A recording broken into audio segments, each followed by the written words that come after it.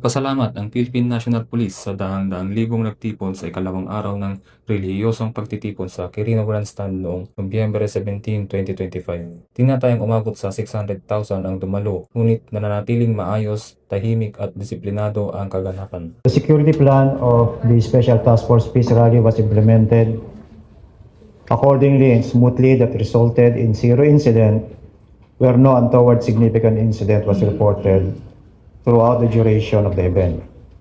The success of the Special Task Force Peace Rally in ensuring the safe and peaceful conduct of this event can be attributed to the early security planning activities coupled with the conduct of intelligence and activations involving members of the Special Task Force Rally and other concerned agencies. Kung mapapansin po nyo, kami po ay mananatili nasa Goa Time C, meaning kami po ay nasa full alert status pa rin.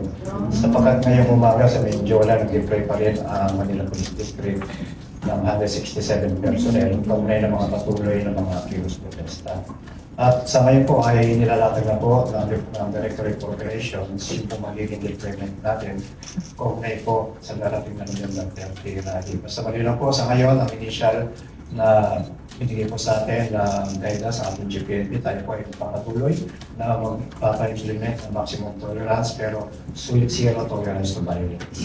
Binanggit ng PNP na malaking tulong ang kooperasyon ng publiko at ang kanilang pagsunod sa mga safety protocols upang mapanatili ang seguridad. Pinuri rin nila ang kanilang mga tauhan para sa kanilang profesionalismo at pagsunod sa prinsipyo ng maximum tolerance upang matiyak ang kaayusan. Patuloy na naka-full alert ang PNP at hinihikayat ang publiko na manatiling mapagmatsyag, sundin ang mga safety measures at i-report agad ang anumang kahina-hinalang aktibidad. Ipinagpatuloy din ng PNP ang pagpapalabas ng mga opisyal na updates para sa kaligtasan ng lahat. Mula rito sa Campo Crame, ako ang inyong PNN correspondent, Patrolman Rene J. Nerona, para sa Kulis News Express.